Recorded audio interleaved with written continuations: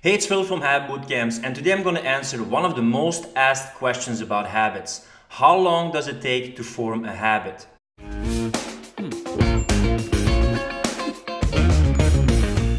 Now, one of the numbers that are floating around a lot when it comes to how long it takes to form a habit is the number 21 days. Now, where does this number 21 actually come from? Well, in the 1950s, you had a plastic surgeon which was called Maxwell Maltz. Maxwell Maltz is famously known for his book Psycho-Cybernetics, a book about how to enhance your self-image. And in this book, he mentioned that it takes about 21 days on average for a person to get used to their new face. He also tells that when a leg or arm is amputated, it takes about 21 days on average for this phantom limb to disappear. So from these observations, Maxwell Maltz concluded that it takes a minimum of 21 days for a new habit to develop. Now people start to mistake it takes a minimum of 21 days for a habit to develop with it takes 21 days for a habit to develop. If people say something enough times, people start to believe it and believe it's true. Another famous research that was being done was by Filip from the University College London. She examined the habits of 96 people over a 12-week period. The study looked at how long it took for a behavior to become automatic. And the things that they focused on was mostly about eating, exercising, and drinking. So it were things like waking up at 6 a.m., drinking 2 cups of water after lunch,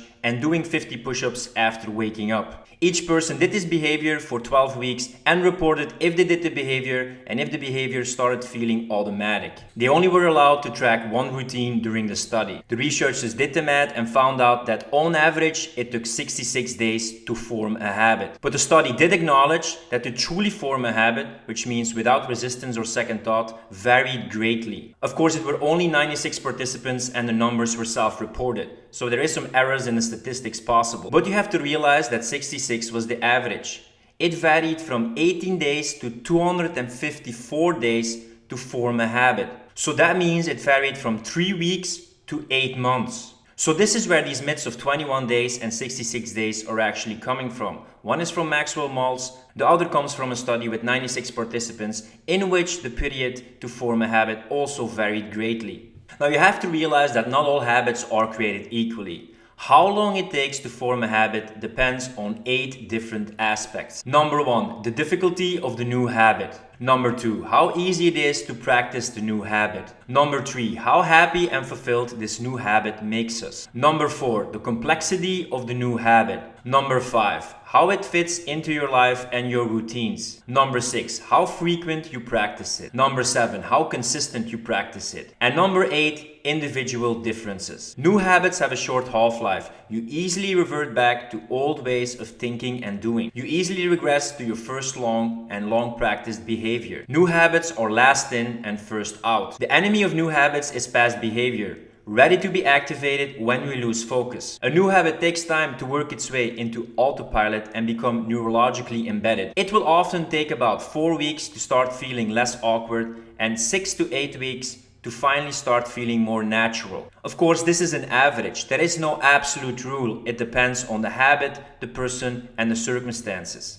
Every habit is unique and challenging in its own way. The reality is that habits aren't so much formed, but they're in a constant state of formation. So actually, you shouldn't be hung up on a specific time period. You should focus on the consistency of the desired habit. To be honest, actually asking yourself how long does it take to form a habit is the wrong question. That question implies that you're looking for an end point when you don't have to take care of it anymore or pay attention to it. Habits almost never become fully fixed, but they become more comfortable. Habits are not made for endpoints or final destinations. Habits are there to become part of your lifestyle and identity. You want it to become permanently integrated into your life. It's better to ask the question how long it takes for the benefits to outweigh the effort. Then the habit benefits you so much you don't want to give it up anymore. So that way we focus on the process and not the end result. It's something that we have to keep paying attention to, but it becomes easier and more comfortable. And in the end, it becomes part of our life, daily routines,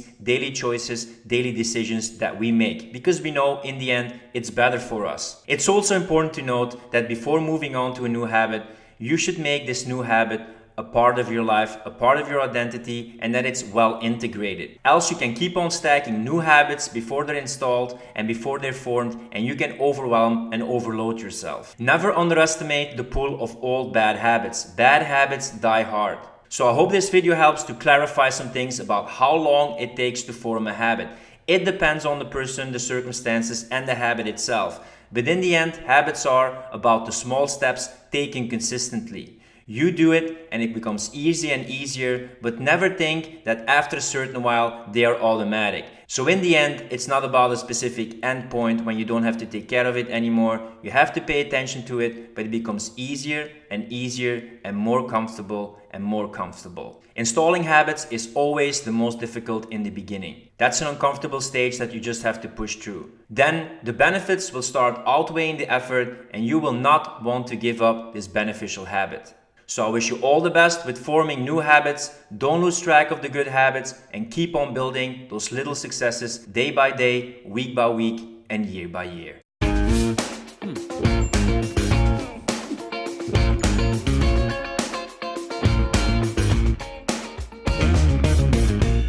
Hey, it's Phil from Houte Bootcamps, and if you like my channel, don't forget to subscribe and check out some more videos about how to install good habits, quit bad habits, and get rid of addiction.